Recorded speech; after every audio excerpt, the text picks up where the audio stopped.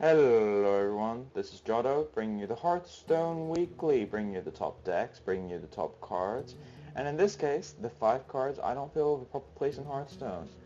So without further ado, let's get started, shall we? Oasis Snapjaw. There are two arguments happening with this card while it's here. One is Priest combo, with Inner Fire and Crazed Alchemist, to which I say, Mogashan Warden.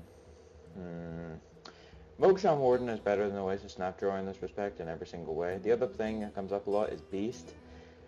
At which point I'm just thinking, but Beast decks want something offensive, not something defensive. Because if they play defensive, they just can't keep going because they don't have that much card draw. So they have a lot of problems dealing with this kind of stuff, and they can't push through the damage if they have 2 attack and 7 health. I'd rather have a 4-4 Beast than a 2-7 Beast every single time. Because if you're on the defensive, you're going to lose anyway. Anyway, Bloodsail Corsair, the worst weapon remover in the game, competing with Harrison Jones and Acidic Swampoos. Why is this card here? It's like being a pirate doesn't even matter. Pirates are terrible right now. I mean, you can't possibly argue that this card is good in any way, and the durability... Oh my god. The remove durability just makes no sense. If it was add durability, it'd be fine, but remove durability is situational in the first place, and 1-drops are not something you want to splash into your deck because they don't do anything without their ability. I mean, Harrison is still 5-4, Acidic is still 3-2 for 2, Bloodsail Corsair, yay, he's a 1-2 for 1.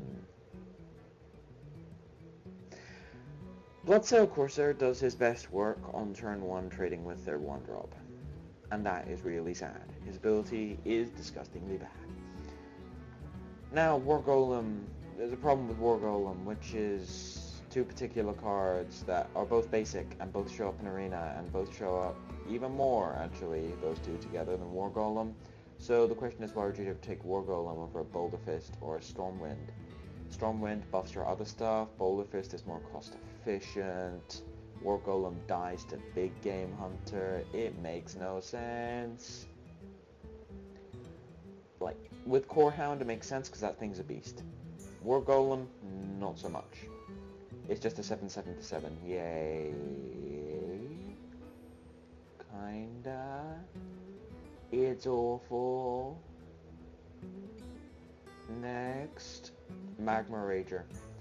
Magma Rager is bad because he doesn't have charge like Wolf Rider, and Raging Worgen is better offense, which is a problem because they're both basic, and Magma Rager is designed to be one of the most offensive 3-drops. It's not. In fact, it does 3 less effective damage than Raging Worgen, which is a bit of a problem. And before anyone says the Enrage is why Raging Worgen is worse, I just want to point out the Enrage makes it better against Taunt. But there's a bunch of problems with Magma Rager. First of all, it dies to everything and doesn't have charge. I think if I had to fix that card, I would say 3 mana, 5/1, charge at end of turn, Magma Rager dies. Like, make it just a one-off 5 damage, 3 mana minion. I'm fine with that. Some of the other stuff, oh my god, like 5/1 has no place compared to like Wolf Rider with charge and Raging Worgen. It doesn't work. Now, the last card in this set, oh, this is going to cause some controversy. The rest of the cards on this list have been because they're bad, and they don't have a place. In my case, I think jaraxxus just slows the game down too much, and he stalls it too much. I mean, his problem is that he resets the Warlock's health to 15. He's like Alexstrasza. The difference is, unlike Alexstrasza, you're never going to play around in Alexstrasza because he doesn't stop the game instantly, because he doesn't have, like, pseudo-charge.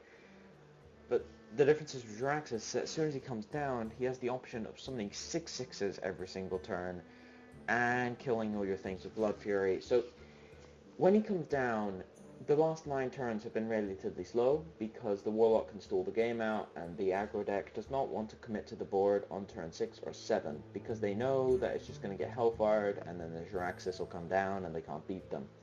So they just save all their burst damage.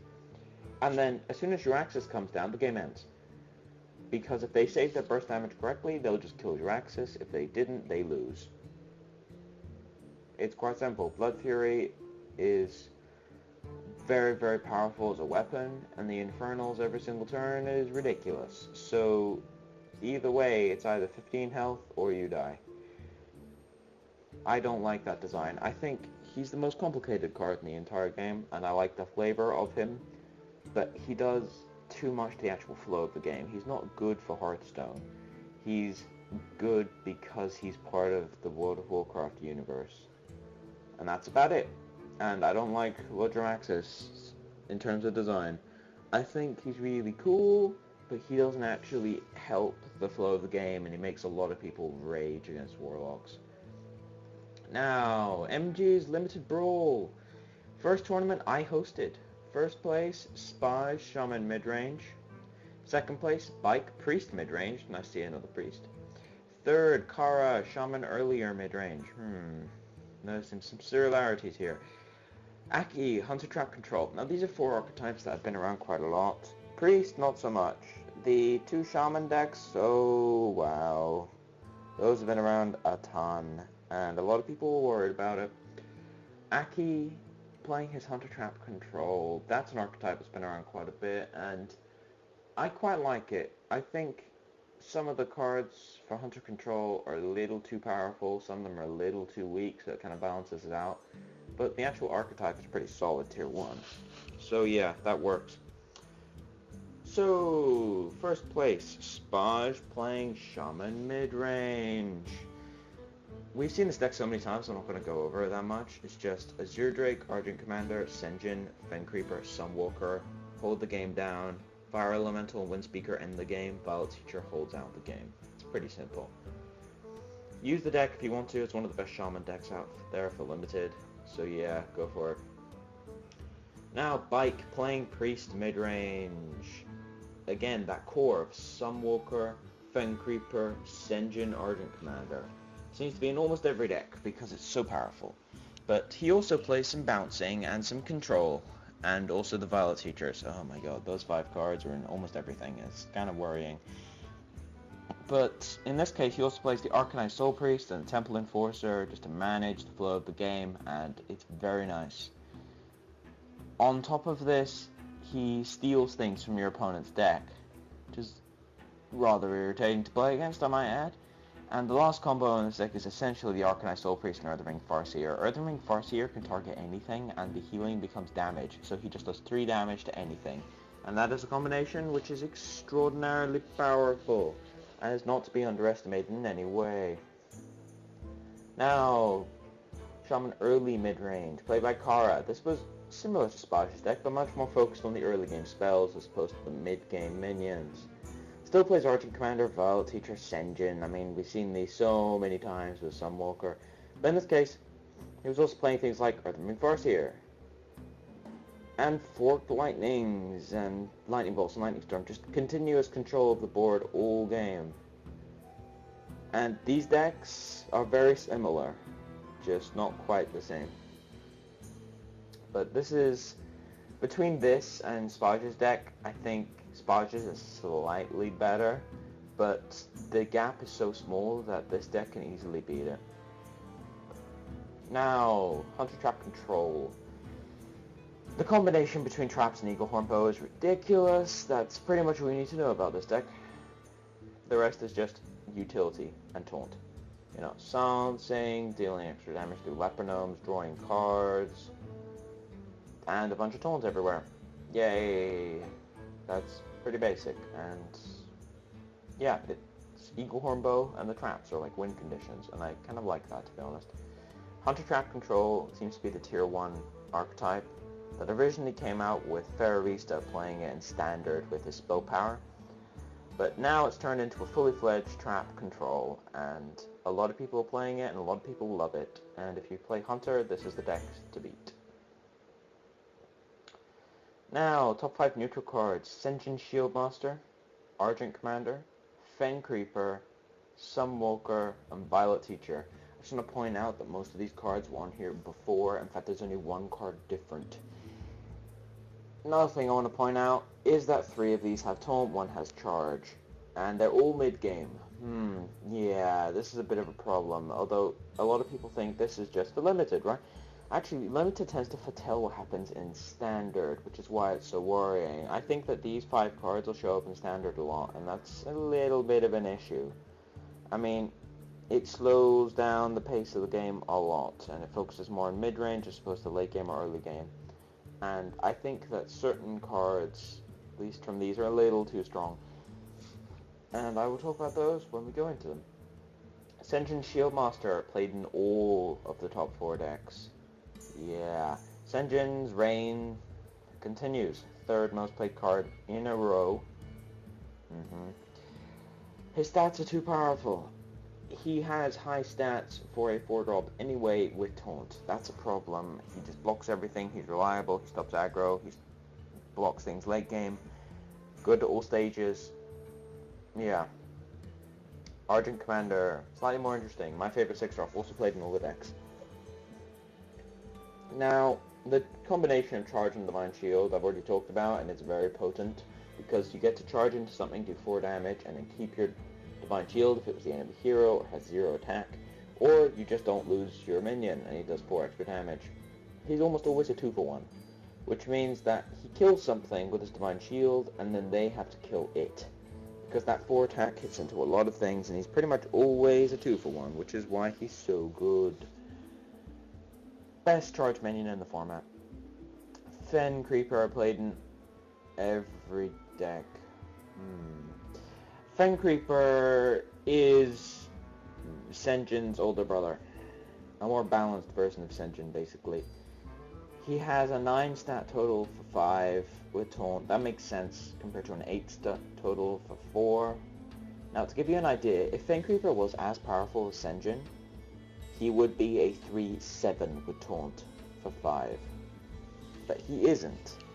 And Fen Creeper has never played over Senjin. In fact, most of the decks that were playing all of them only had 1 copy and 2 copies of Senjin. So yeah, he's just a Senjin, basically. That's why he's here, and that's why people play him. He's a second Senjin. Now, then there's the top of the Taunt curve, played in 3 or 4 decks. The top of the Taunt curve is Sunwalker. Sunwalker blocks everything, and he's irritating, and he also does a ton of damage, and he has Divine Shield, making him a 2-for-1 in some respects. Not as much as Argent Commander, which is why he's not played as much, because Charge is more of a 2-for-1 aspect than Taunt, because you can still remove him with Assassinates and things. But he's still extremely good, and he's the top of the Taunt curve, and that's why people play him. A lot of people were playing Senjin on turn 4, Fen Creeper turn 5, Sunwalker or Argent Commander on turn 6. It was really hard to beat, and really hard to get through. Now, there is another 4-drop here, which tries to compete with Senjin, played in 3 or 4 decks, doesn't quite manage it, but it's pretty close. Every time you cast a spell, you get a 1/1. Yay. It's Violet Teacher. Violet Teacher, 3/5/4. Good stats. And every time you cast a spell, you get little incremental advantages. And that's what I really like. And this is, I think, my favorite 4-drop, arguably. One of my favorite 4-drops, and Argent Commander is one of my favorite 6-drops. I'm not a big fan of Senjin, personally. I mean, I play him because he's insane. But Violet Teacher, I think, is really flavorful and is a really nice card to play with, and it's one of the token generators that hasn't been nerfed, and it's just right there. It's balanced, and it does its job, and it's not completely overpowered in most decks. In Rogue, it's fairly ridiculous, you know, with your 0-cost spells, yeah. But Violet Teacher is not completely broken. But as we see, this is dominated by mid-range cards because a lot of people aren't playing aggro anymore, and a lot of people aren't playing control anymore, and I think this is going to happen with Standard as well. The metagame seems to have shifted to mid-range, and until some rogue deck builder, by rogue I don't mean playing rogue, I mean trying to come up with an archetype that isn't in the metagame currently, comes up with something, then we're going to stick with it. And I really hope it changes soon. But anyway, thank you for watching. This has been Jotto. If you like the content, subscribe. If you have any recommendations or want to talk about anything, talk about it in the comment section below. I'll put the details for Mana Grind and their TeamSpeak and how to contact us in the description. And if you want to chat to me, you can come on the TeamSpeak. But As for now, this has been Jotto, signing